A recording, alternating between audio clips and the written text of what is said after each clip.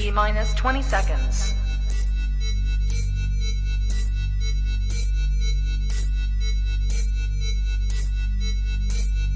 10, 9, 8, 7, 6, 5, 4, 3, 2, 1, 0.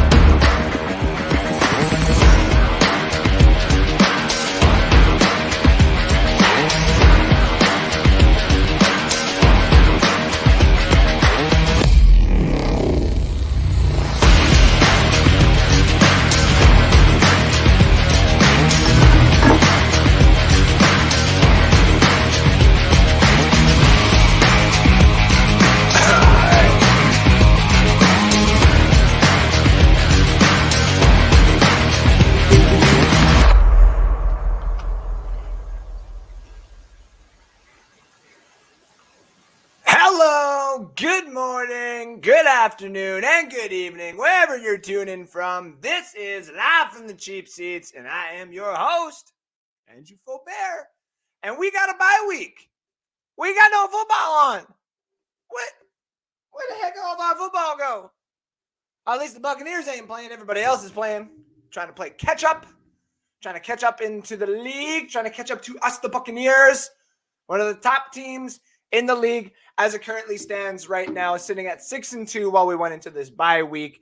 And as teams chase our record and hope for inevitability, we hope for supremacy. And that's right, ladies and gentlemen. This is going to be a nice week to just, wasn't it? Wouldn't it feel good to just wake up on Monday and just be like, the only thing I got to care about is watching the Phoenix race on Sunday to see who's going to win the championship for NASCAR. Or watching a couple of hockey games while the NHL season is up and running and the Tampa Bay Lightning are kicking some butt. My Red Wings are starting to kick some butt. And a lot of other teams are kicking butt. And we got a lot of other, basketballs on. The Braves have won the World Series. It was nice to just put the feet up and relax there, Buccaneer fans, wasn't it? That's right. It felt good because this is a good team. We went into a bye week and we actually weren't worried. If anything, some of the diehard fans, say like myself and a few of you out there, we all went deep diving into all of our enemies and who we're playing next and what are we going to do against them. Well, the one thing that we're going to do is we're going to get healthier. We're going to get new schemes coming in. If you think that we're going to keep doing the same thing we were doing, that's not how we won the Super Bowl last year. Now, this time around, the bye week that we got is not 4 weeks at the end of the season. No, we still got 10 weeks to go. That's right. Not to put us at a disadvantage at all. No, it's not like a few years back where we got a bye week in week, 3 or 4? And because of a hurricane with the Miami Dolphins, we had to do basically no bye week. That kind of sucked. So it's not like the good old days, I guess you would say. No, it's a bye week and it's a relaxing week. Right now, if you're not watching me, you're probably watching the Tennessee Titans currently taking on the Los Angeles Rams. I have, in my personal, against the spread, I have the Titans currently at least covering the plus 7.5. You can tune into that show on Wednesdays with me and Rick. Yes. And we're not doing that great this week. We're not doing the worst. We're just hoping that a couple of things go our way this time around. But also, before we get into anything else here, ladies and gentlemen, and before this gets out of focus, don't want it to unfocus off of this. Oh, into this beard. There we go. Remember to like, share, and follow not only Bucs Report, but myself on Twitter at Andrew_Faubert, or North Sports Dynasty, where we got all your Dynasty football updates for you. Any type of questions that you want answered, me and Alex answer them on the Saturday show, where we actually got a lot of people popping in and tuning into those. It's really fun, actually. I'm enjoying every moment of the new fans coming in and tuning into that. So, let's get into it. Tampa Bay Buccaneers. We're 6-2. We're into the bye week. The next team we place is the Washington football team. A team that seemed to be the only team that we really struggled against in the playoffs last year. I know what people are going to say about the Saints, but really it was the only one that we actually respectively struggled against. Our game plan is probably going to be the same because it is a regular season game. It is one to be not expected to lose or to win because, as you've seen all today, call it upset central. All these dominant, absolutely brilliant teams just didn't show up to play, like the New Orleans Aints or the Dallas Cowboys, San Francisco 49ers. A couple of these supreme teams didn't show up. Buffalo Bills only scored 6 points. The Jacksonville Jaguars won. It's a good thing I told you to take the Jacksonville Jaguars on that spread, didn't I? Woo! Man, what a weird week. But this goes to show you, Buccaneer fans, that this can happen at any point in time. We can lose at any point in time. It's not all rainbows and butterflies and boat parades, Stanley Cups joining in. No. You got to work for this. It's not just going to be handed to us on a silver platter. At the trade deadline, we did nothing. We sat home and we said, I like what we got. We can go get free agents if we need to. And we, get a lot of our guys back who are injured. Am right. And I like the way that mentality is. If we wanted to go out and make trades in the offseason, hell, even in the middle of the season, if we wanted to dangle Rojo and OJ Howard and maybe even Mike Edwards, we wouldn't have brought back 25 starters. No. What we would have done is we would have brought a little handful that Brady liked and said, here you go, Tampa Bay Buccaneer fans. Enjoy whatever this season is going to be.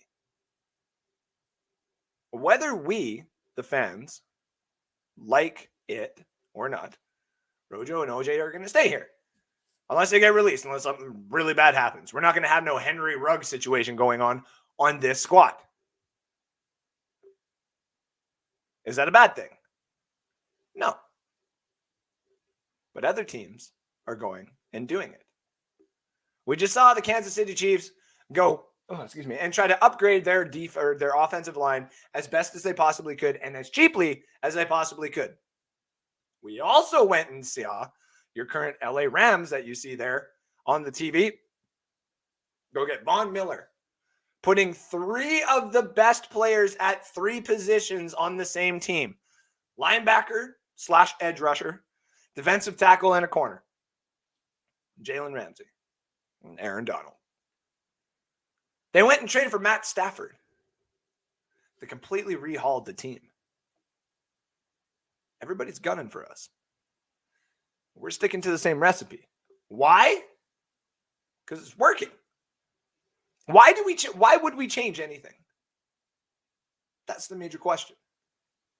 Why would we change the recipe? Your Tampa Bay Buccaneers are 6-2. For a lot of fans since 76, that hasn't happened that many times. I am enjoying a winning season. Because we're not all of a sudden looking at, what happened in 79 and what happened to our little late 90s and early 2000 runs that we got to hold on to. Those are the only times that we were ever really good. Or maybe the late 90s to late 80s to early 90s. Who knows, too. Little spots here and there. No, I like the spot that we're in right now. Thank you very much. I like this 6-2. Do we really need to complain? Do we really need to pick apart? every fan base usually jumps on to something on their team. Say like when the Philadelphia Eagles leave and win the Super Bowl and all of a sudden are gone. Most of their players just disappear. And the fans have the right to hop onto that and be like, what are you doing? Why are you changing the recipe? Hell, if we had done the same thing in the offseason, I'd be a little pissed off. Heck, I think major fans of the Buccaneers who have been here since 76 would have been pissed off when we said, everybody go get paid somebody else. Okay? Like, what? Why? Because it happened in 02, 03? Who cares? It's different. I like winning. I like this. I like having all the stuff out. It's fun, is it not? Winning can't be boring for us. We have to get away from that. I like 6-2. It looks good on us because we're not doing everything to go out and make us look so flashy that we're gonna trade for everything. We're gonna trade for the best word about it. We're gonna trade for corners. Every damn corner we can get. No. What? Like, no. This is like dominance. Dominance. Like, before we have a little spritz. You know, like we're not the Minnesota Wild of hockey or the Buffalo Sabres of hockey or the Sacramento Kings of the NBA or even the Cleveland Browns of football, Detroit Lions. No, we're past that now. We're gone. No more. It's beautiful. So why the hell are people complaining that we're 6-2? If anything, let's just take a look and an overview at the whole team. That should be what we are doing now. We're taking a look at our beautiful assembled Buccaneer team that last year went and won us a Super Bowl. Has now made Tampa Bay one of the most intriguing cities in all of America to move to, while you got cities like Austin, Texas growing, and Virginia Beach, and Richmond. I know my stuff. I study a little bit for you American fans out there. I got you. Hell, even I want to move down to Tampa now. I'll drive out and watch your guys' baseball team. You got the big three. I'll go drive 4 hours if I want to see a basketball team. Seems intriguing and it seems fun. You guys are going to get a new stadium for your Buccaneers in like 10 years? Hells yeah. Why not? 6-2 looks good on us. We're not changing everything. We're just getting the culture ready. We're making the city more ready for when Brady's done and retired, if anything. A running game is increased. Leonard Fournette has finally popped off and became regular season Lenny. I love playoff Lenny. Regular season Lenny is so much better. Wide receivers are still the best. How the hell we're going to keep Chris Godwin is beyond me. And I agree with what a lot of people have said. Man, it is not going to happen easily. And it's not going to happen cheap. Also agree. 100%. But what more could you ask for?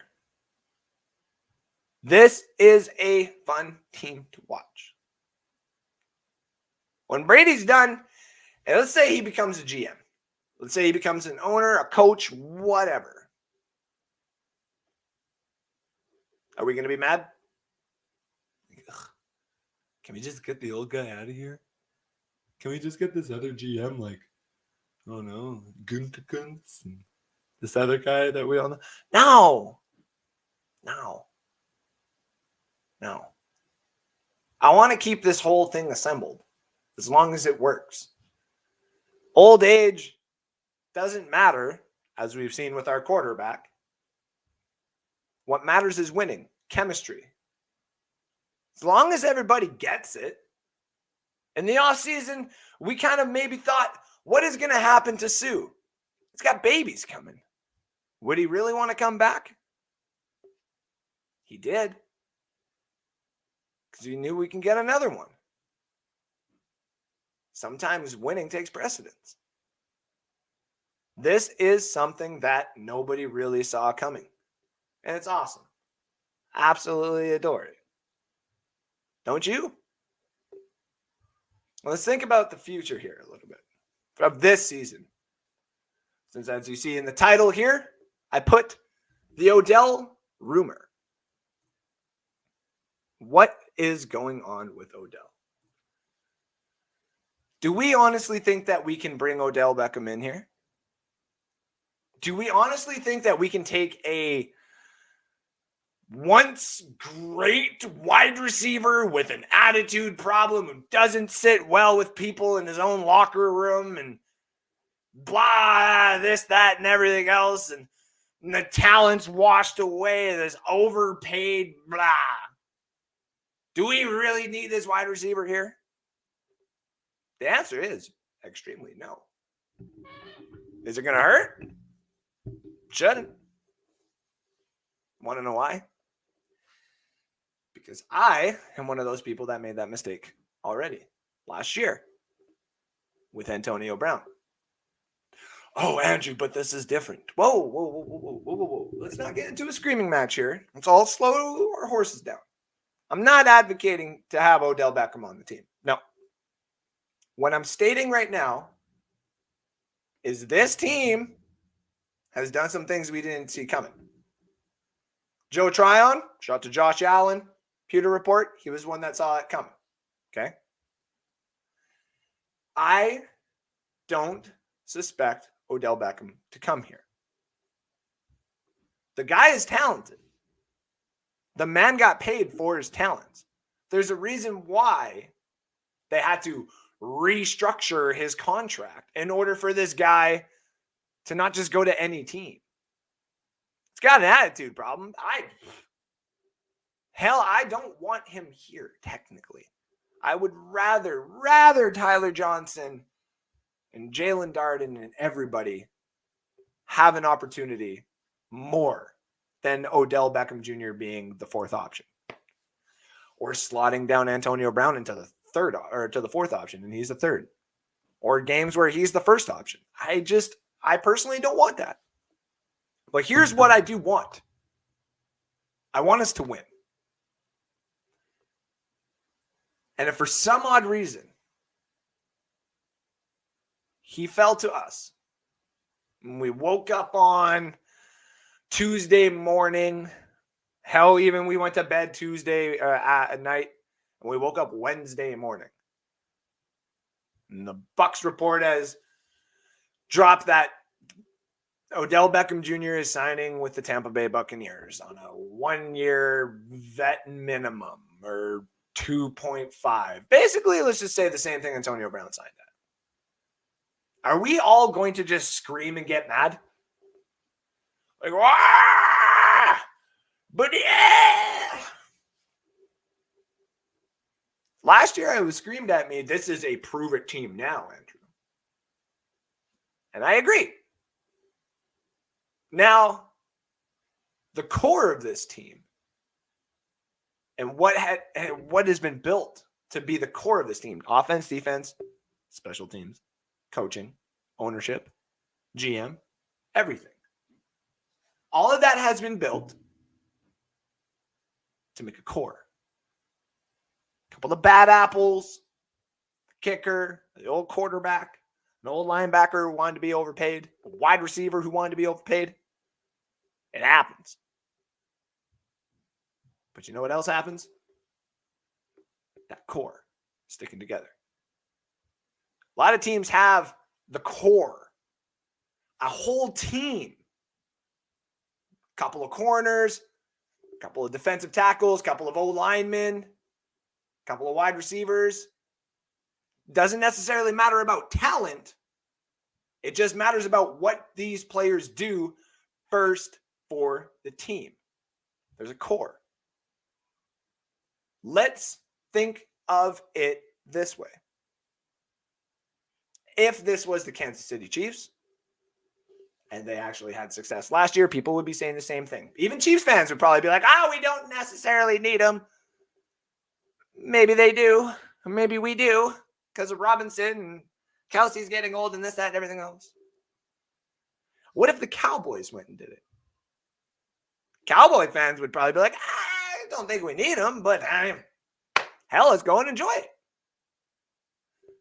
I don't say we need him. We don't need him. But the problem is I can't take when people say he's the cancer in the locker room or he's a problem in the locker room, when his off the field stuff has never actually been an issue.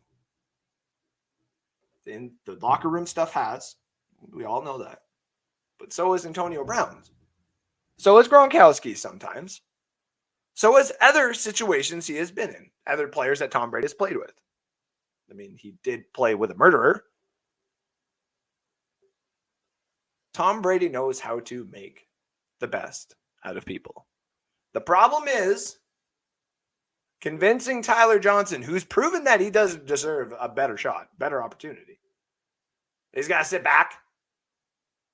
That, I don't know. You can't necessarily develop somebody if they're not playing. So what would that become? Are we just going to start getting really, really mad at the Tampa Bay Buccaneers because we're going to start, going over the top?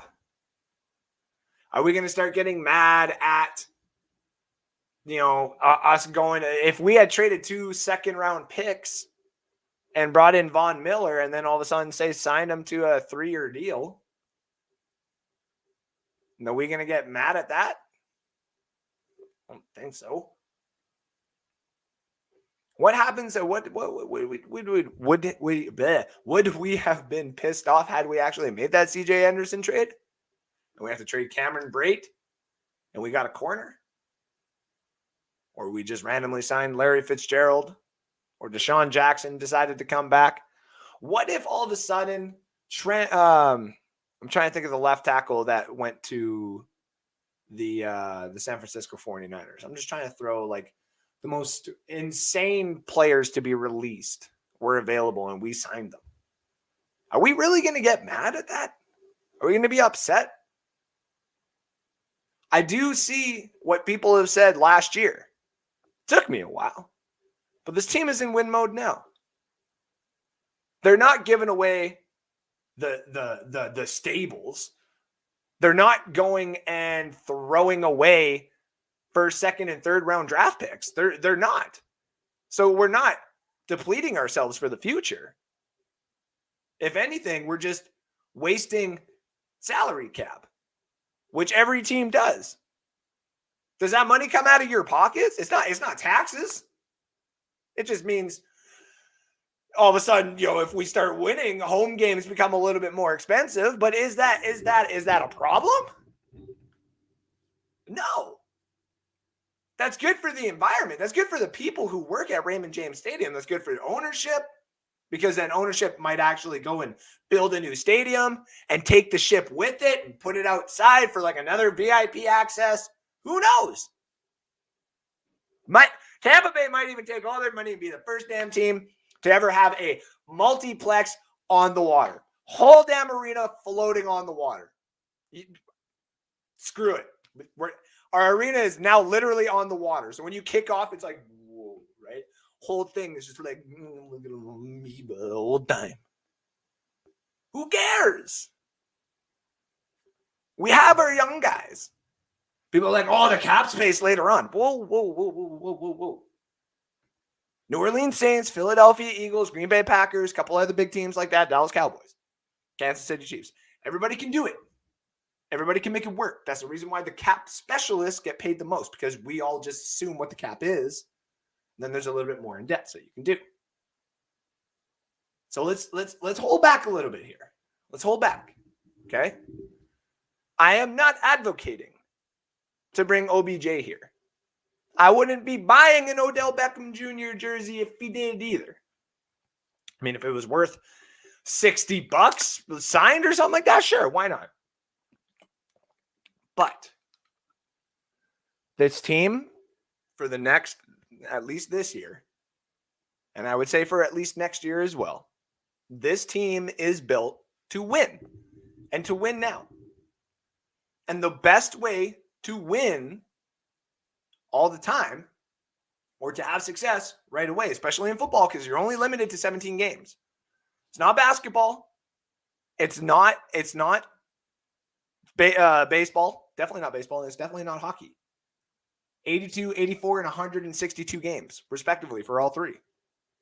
Get 17. So sometimes that one game does matter, especially in the playoffs. Baseball, you actually get out of 7, sometimes out of 5. You got to play in round and all that kind of stuff. Basketball and hockey, it's all out of 7. Football is a one-game, one-done mentality.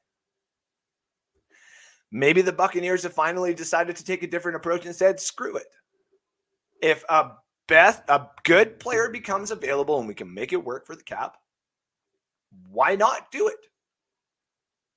If Von Miller was released, do you not think the Buccaneers would have went after him? I think I saw it in the Trent Williams there. Yes, Trent Williams. If he was released, well, are we not going to go for him? At least for this year and next year. I am now in the mentality of, yeah, we would. Why the hell not? I understand where people would come from. Say, well, it would take away from the development of some of the younger players that we had. I believe Johnny actually just said that. Right there. I agree with that. And I've always been a big proponent of that, especially when we brought in Revis, any of these guys back in the day. I agree with that wholeheartedly. I want to see our young guys get some snaps. I do. We took a second rounder, and now we got a quarterback. I mean, I'm 30, but I'm a younger guy. I want to see some quarterback development. Doesn't everybody want to see a quarterback get developed? Isn't that the reason why there's Winston lovers all the time? That just hold on to it. Because believe me, I might do the same thing with Kyle Trask. Like, I don't care how bad he is. It's going to be like any little stat that he does better than Winston, I'm just going to hold true to it and just troll. I don't care. We got players. Brady is 44 years old. Depth is important. Drafting is important. A lot of things are important. But the one thing that is important to me, and I think to a lot of fans, especially since 76, to the Glaziers and to a lot of people, especially Brady, is winning now. For them and the fans and the city and everything that goes along with it. You know, the money and everything. I want them to win. If all of a sudden, just hear me out, of course. Again, not advocating for OBJ to come here, but if he comes here, it means Darden becomes our returner instantly. It means anytime a wide receiver now goes down, it's just Tyler Johnson stepping up. That's it. Put 5 wide receivers out on the field for the Tampa Bay Buccaneers. Mike Evans, Chris Godwin, Antonio Brown, Odell Beckham Jr. And then it would be Tyler Johnson, technically. But let's just, take Tyler Johnson out, put Gronk in. Can you name me a single defense that is actually assembled enough to take that on? I'm not advocating for it. I'm just saying. If it happens, we wake up Tuesday morning, Wednesday morning, Thursday morning, anytime. The Buccaneers have signed Odell Beckham Jr., hell, even a Larry Fitzgerald. Something to that caliber. It's because they want it. They deserve it. All the men and women in this team who have went a long way to build what they are doing. We're building coaches in the sidelines, men and women. We're building men on the field. We're building new systems. And we're giving developed coaching staff, our offensive coordinator, our defensive coordinator, once laughed at in the league a little bit, second opportunity. A quarterback who, when I read a book about this guy, is dedicated to basically winning. And saying, fuck all the haters. Pardon my language. But he was shadowed by Bill Belichick. And he never got an opportunity to shine by himself. He never got an opportunity to do what he thought he could do to win. And teams exist. Teams exist all around in every single league for players to come in and do that. Think about this. Aaron Rodgers in the offseason. Think of all the teams that have never won a Super Bowl. Or think of teams that have literally won one Super Bowl and have just been absolutely horrible. So he goes there and does the same thing and wins the title. Do we all start getting mad at that? I mean, if Aaron Rodgers goes to the Detroit Lions and he wins them a title, my co-host on Saturdays and co-host of the NFL edition, he's going to start getting a little bit, He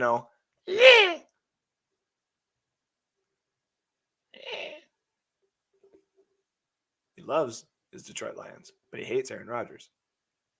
But he will turn. And he'll be drunk. You have his Aaron Rodgers jersey, just like I got my Brady jersey. And I was one of the people that stated, I will never, ever, ever get a Brady jersey. Why would I own a Brady jersey? It was a no-brainer. It's an absolute no-brainer. Let's get to some of the comments here, ladies and gentlemen. Eric Marino tuning in saying, hey, Christopher Cole says, this has been a day of upsets. I'm glad we had the week off. LOL. Saints got shut down by Bobby Burrell. Thank you for tuning in. Yes, they did. Who dat? Lost. Carl Hardy. Thank you for tuning in, my friend, as well. Johnny Dean says, shit, sorry I'm late. Start the show over, Red. I can't do that, Johnny. You're just going to have to hop in like I see all you doing there throughout the comments. The late people can't watch. Sorry. It's all good, Jen Melvin. Thank you for tuning in. Yes, because it happened in those days. What you talking about? I know, but not the dominance that everybody thought of, right? Nobody really was fearful of the Buccaneers, I would say, in those other times. I would say the late 90s to early 2000s and that 79 era was the more, the dominant type of teams, whereas everything else was kind of like a one-hit wonders, as you would probably tell, like the say the New York Jets with Mark Sanchez as a quarterback. Like just teams like that are good. They're not the best, but they are good. So David Tournier says, thank you, Atlanta. That's right. Cal Yacey, the big Atlanta fan, thank you to your Atlanta Falcons. Fred Swayze Moore says 18-2. I love you, Fred. I really do. You bring it every single week, and I appreciate you. Bobby Burrell says David White is getting fined for Winston out for the year.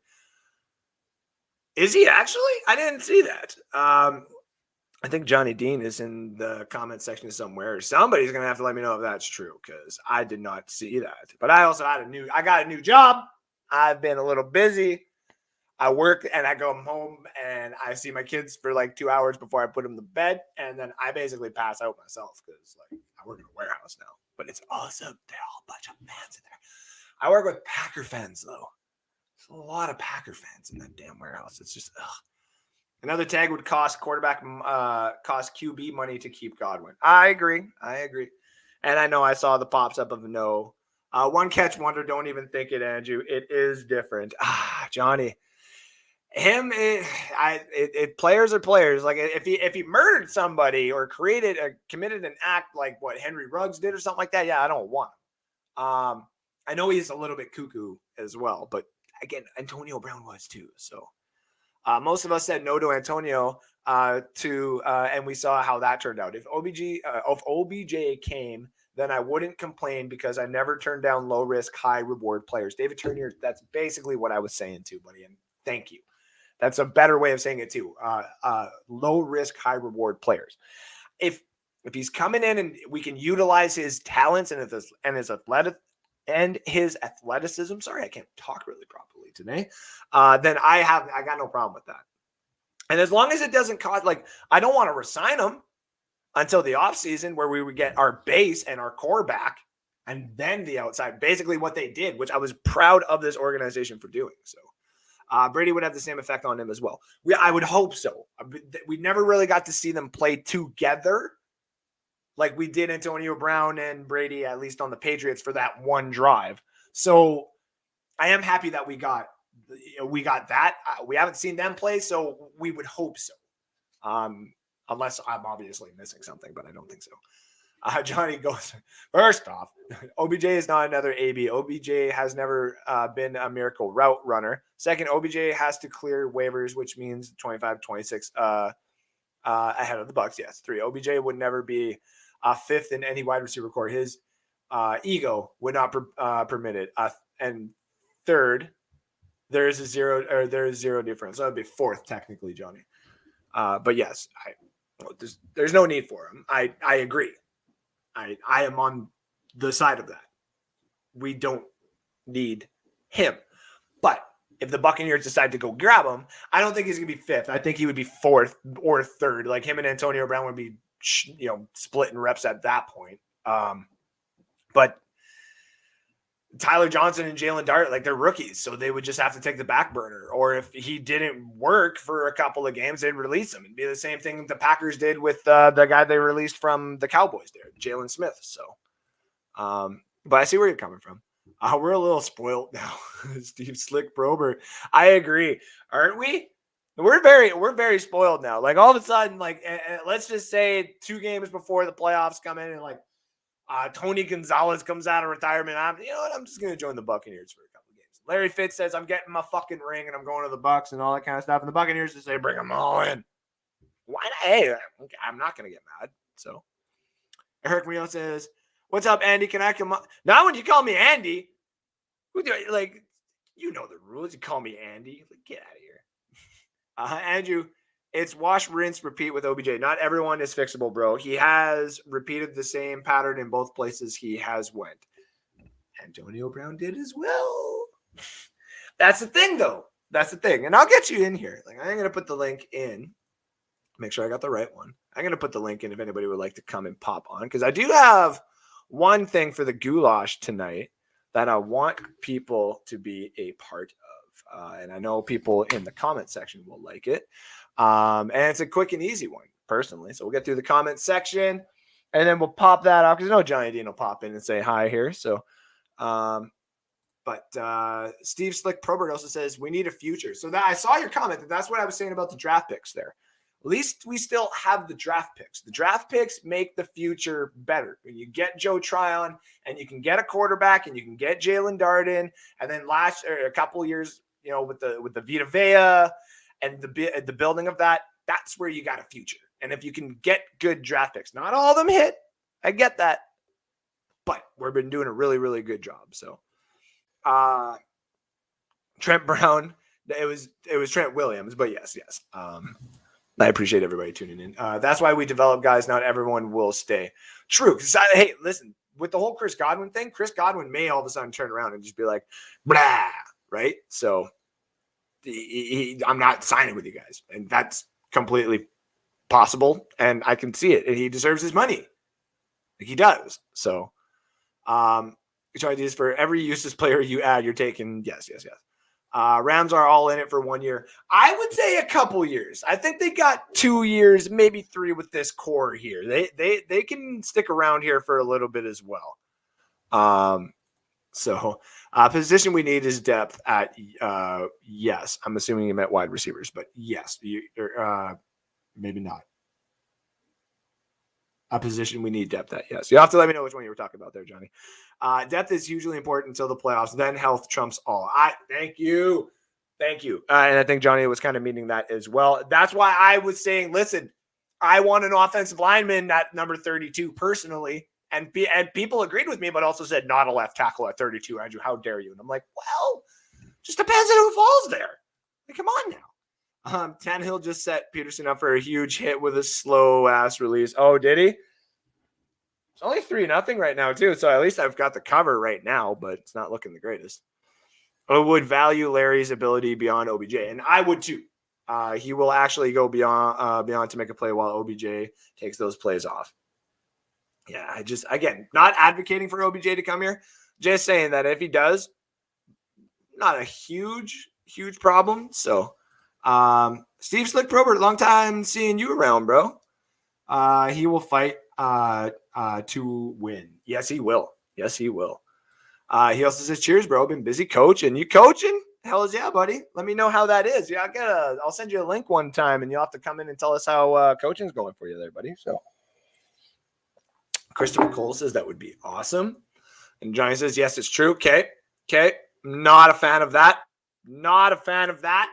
That's just me.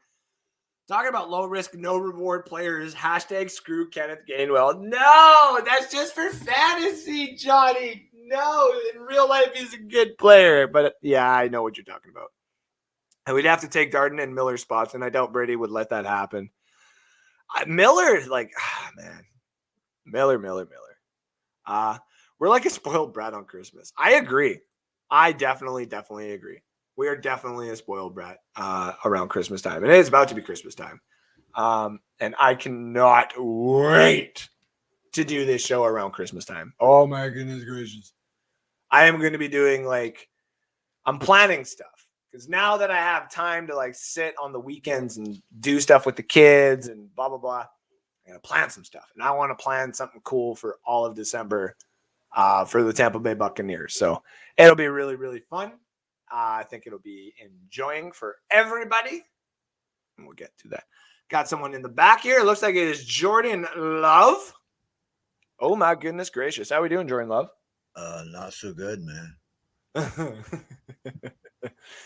Aaron didn't tell me this was going to be that hard. Well, you get drafted in the first round, you'd think you would kind of know. Yeah, but that was Green Bay's choice. That wasn't mine. Oh, man. I actually didn't end up getting to see how bad it was. How bad was it? It was horrible. Oh, Jesus. I saw the score and I was like, oh, I guess he didn't really do that good, but I didn't see his stats. I didn't see how he played. I just saw him standing on the field one time and I was like, holy crap, this guy's tall. Oh my God. He didn't even hit his number one receiver. He finally hit Lazard. Oh, yeah. Late in the game for a touchdown. I saw his prayer. He threw a prayer one time. Yeah, but Lazard was open the entire game. Yeah. And he's one of these one-check wonders. Yeah.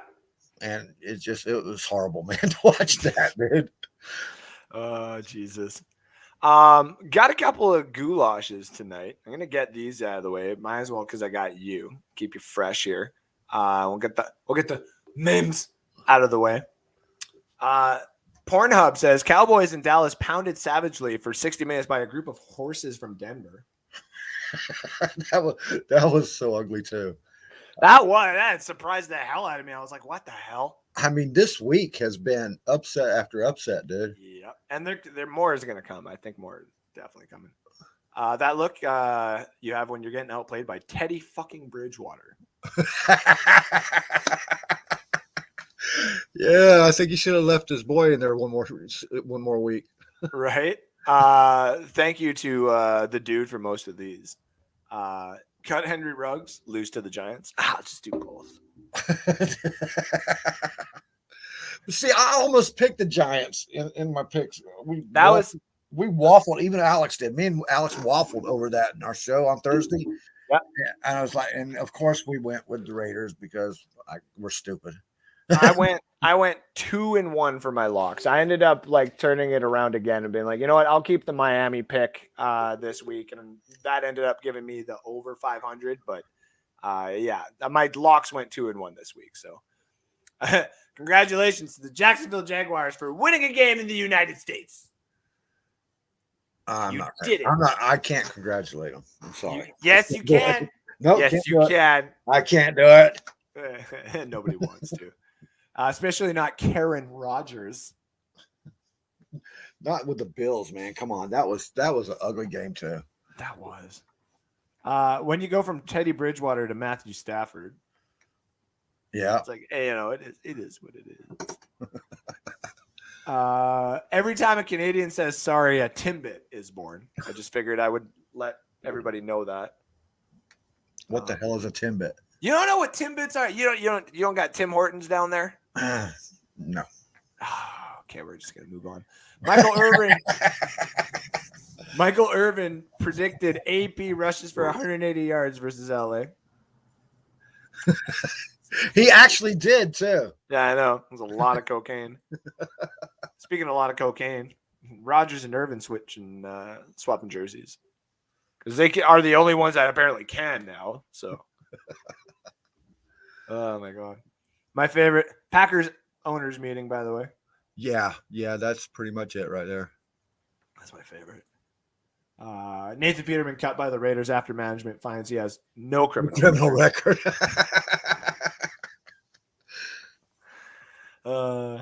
When the Invermectin or whatever the hell it's called hits. It's that horse crap that Aaron Rodgers. Oh, that's right.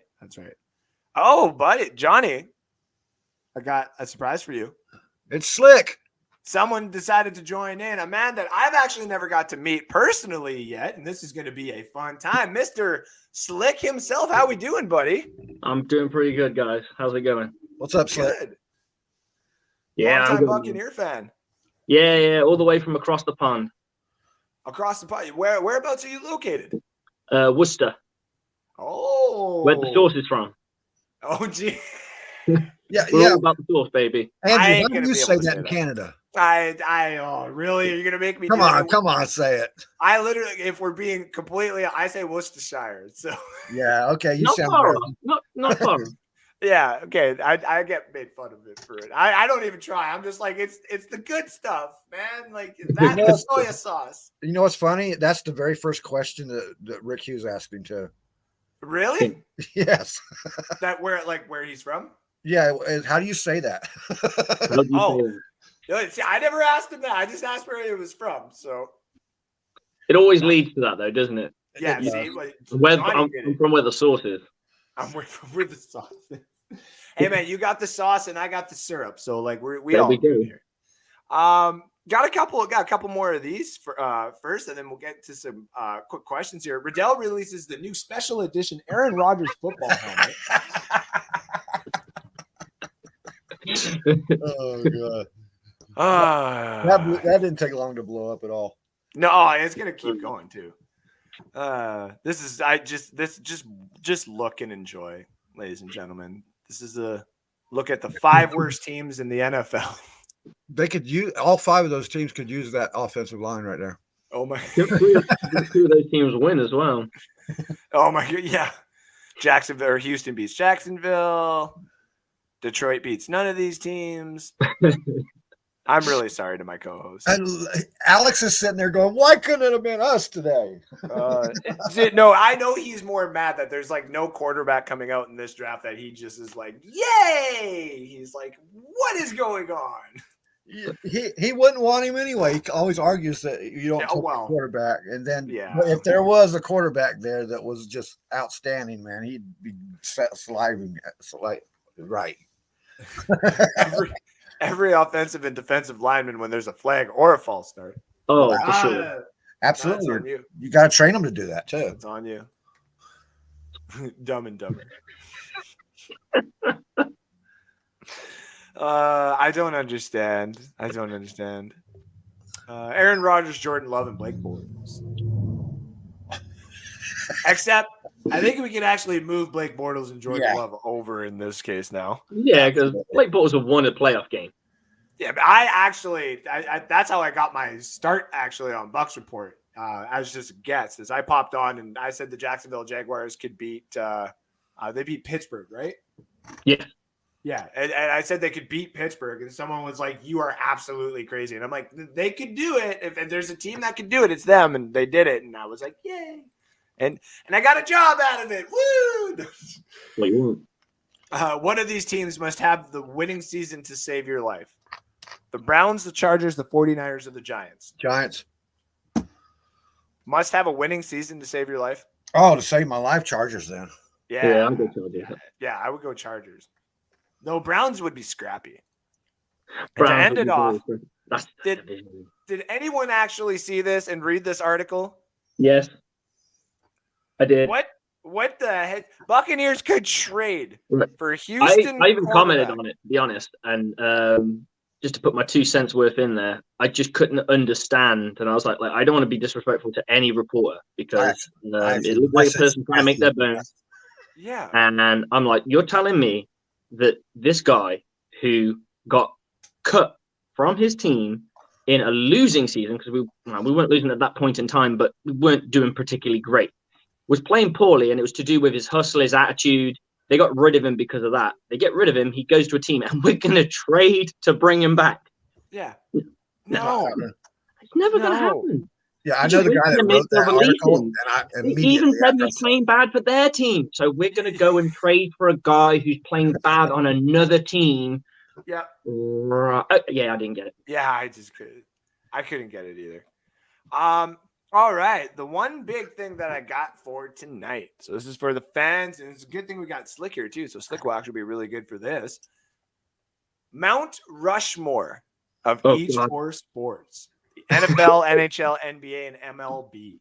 Can I duck out? I mean, you could, of course, but I'd love to get your take. We'll start it off in that order, of course. We will start it off with the NFL. It is all players, and you have to condense it down to 4. Cool. And you get the Mount Rushmore, thanks to the Americans for making this mountain of men that you have to pay general admission. You can't go climb it, can't go get high on it, can't go do nothing cool with it. What are you talking about? You just gotta just there. What are you talking about? Johnny. Wait, what? We'll talk after, but admission's free, dude. Oh, it is? I was just making fun of because everything you guys got tolls, man. Anyway, Mount Rushmore of each sport. So let's start off with the NFL. So all the fans out there, any position, of course, Mount Rushmore of NFL to anybody out there. I will start it off by saying for NFL, the first person I put on that right off the bat, hands down, no question, is Joe Brown. So just got to keep some of the history into it. And I think just his pure absolute dominance, what he did at the time should never go. Jim Brown, sorry, not Joe Brown. I was wondering who the hell is you talking about? Yeah, sorry. My time. Yeah, Jim Brown should never be forgotten. No. I will also go with Peyton Manning. I will always put Peyton Manning up there.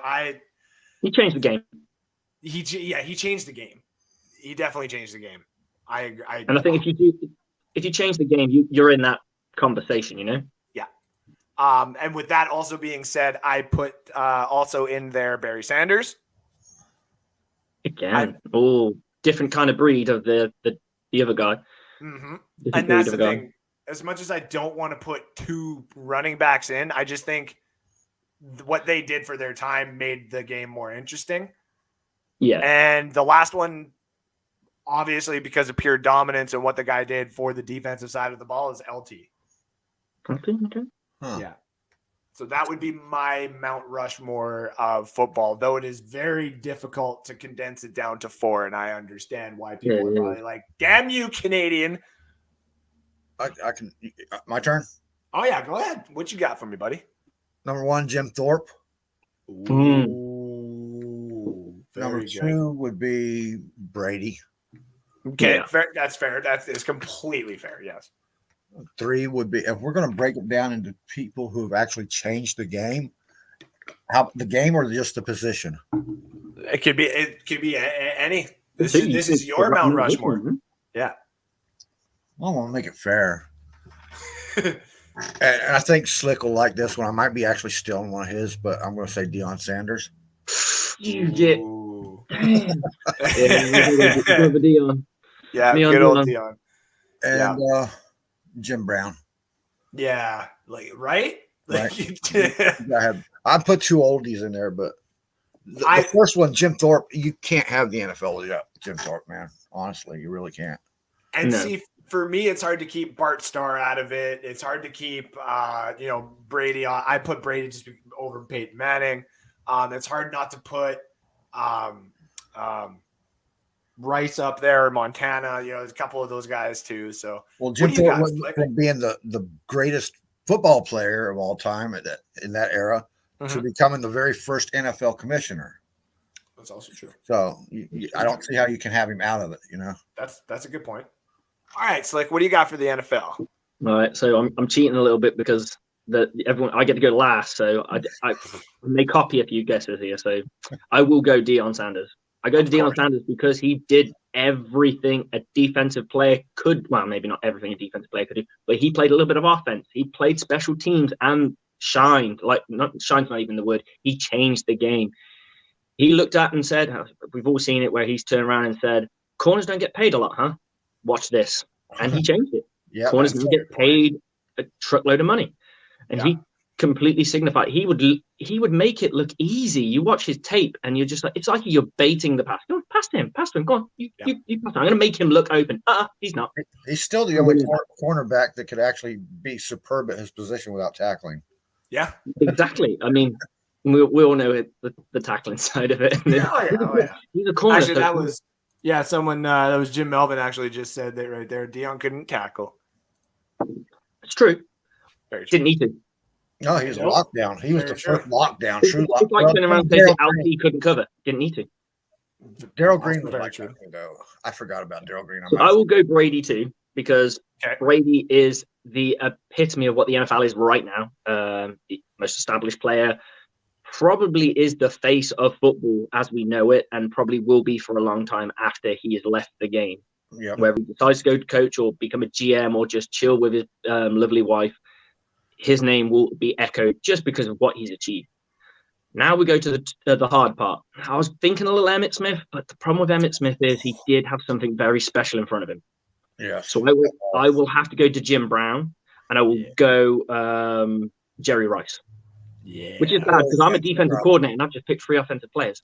Yeah, and that's the problem with me too. Is like I'm a big defensive guy too, and I'm like, as much as I want to put Sean Taylor and oh my God, what Ronnie Stanley, not Ronnie Stanley. What's the safety I'm thinking of? Atwater and God, I'm drawing a blank. Who's the best safety of all time? Ed Reed. Yeah. Okay. He's the most complete safety in my opinion. Fair enough. Okay. You could argue Rod Woodson or Rod. Ronnie Lott. Ronnie Lott, thank you. That was the other one I was thinking of. I like Ronnie Lott personally. I was like, why can't I think of it too? And then we'll save the other half of it, I guess you would say. But let's do the NHL quick. I want to get you guys' take on the hockey side of it. Are you not a big hockey guy there, Slick? You got to remember, guys, that I live across the pond, and a lot of your games are very late in the night. Oh no, yeah, I guess that's true. So what you call prime time is the next day for us. So that was it. What time does it kick off over there? Monday Night Football. 6:30. 6:30. Yeah, it kicks off 1 a.m. 1:30 in the morning. So it's Tuesday morning football. That's not what it is right now for you, right? Yeah, it's about 2:00 in the morning. Wow. Well, I appreciate you tuning in. I'm a night shift worker, so I'm always up. I'm up all night. Perfect. Well, I appreciate you tuning in, like right before the end of the show here too. It was only an hour show long today because we don't have too much Buccaneer stuff to talk about, and of course, I am now restricted because I hear my kid. He's not asleep, so little buggers are gonna have to go help him. Andrew, make sure that the mommy's there's a game update. 14-3. 14-3 for Tennessee? Yes. Yeah. Looks like I'm going to win another one. And I'm going to keep my streak of being over 500 alive. So don't get too cocky. It's still in their second quarter, man. Yeah. Thank you. Anyways, Slick, tell everybody where they can find you. And I want to say thank you for, popping on here because you are a long time. Faubert, I coach American football in the UK. So that's one of the things I like to do. It's like, kind of being a Bucs fan kind of built that passion. And then I was like, I want to play this game. Went and played for a few years, found I was way too old against these kids that I'm playing against, and decided to coach them. This year as a defensive coordinator, I found out that I definitely made the right choice because it kind of worked out for me. So cool. Richard Sherman. Yeah, right? Yeah. Props. Hey, I could see it. Like I was looking at it and I was like, yeah, I can see this working. Yep. And the name, the brand that he brings along with him, because when you had that respected at your position, people will listen. It's like when you've heard Bruce Arians say, "Oh, I tell them to pump their arms when they come out of a break." They don't listen to me, but Brady tells them to do it. It's like that. Exactly. Sometimes you need a player to do that. Absolutely. And also Jordan Love. Why don't you tell everybody where they can find you at? No, Jordan Love. Jordan Love can be found at the Graveyard in Green Bay. Oh, poor old Jordan Love. All right. Well, let me get Slick on here for a second. Slick, thank you for tuning in as well. And I hope to see you next Saturday or any other time we can get you on here, buddy. I'm always free. I'm free for a while, so our season doesn't start until January. So sounds good. Well, I'll reach out to you and we'll get you on for a little bit longer next week or the week after then, buddy. Absolutely, sir. Much appreciated. Good to meet you and have yourself a good one, buddy. And you, man. All right. We got new fans popping on the show. At least for me. This guy's been a longtime Buccaneer fan, longtime Bucs Report fan. We got Johnny that popped on, obviously Jordan Love. Now I'm just keeping it real today. Got to keep it short. Got some stuff I got to do. I got to go to bed and stop drinking coffee and staying awake for so long. I don't know why I just tried to roll that down. But guys and gals, thank you all for tuning in. This has been such a fun show. I love doing this on Sundays. I don't care if it's for an hour or 2 hours. Hell, we've done 3-hour shows before too. It's fun to hang out with everybody. It'll be fun when we get to talk about some football next weekend against the Washington football team. And don't worry, got all week to hear everybody talk about what the Washington football team is going to be about. Good defensive line, semi-okay defense all around, but a lot of offensive talent that we're going to need to watch out for. So listen to Rick Hughes and everybody else from Bucs Report all this week long for all your updates on the Buccaneers and what to expect from them going forward. And then you'll see me next Sunday live from the cheap seats to talk about the Buccaneers and them winning, because I'm assuming they're going to win here. But any given Sunday, anything can happen. But we're going to put the big out hopes that the Buccaneers are going to come out with the big old W, and we're going to eat that W. So, ladies and gentlemen, thank you for tuning in. It's always fun having you and all the fans always here at nighttime hanging out with me.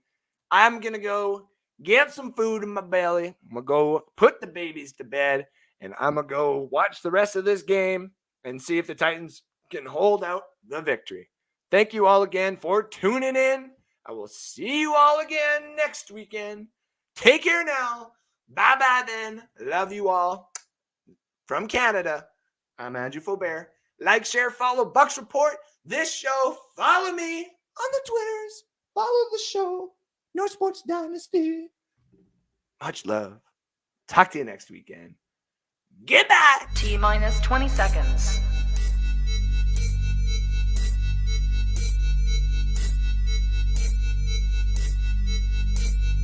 10, 9, 8, 7, 6, 5, 4, 3, 2, 1, 0.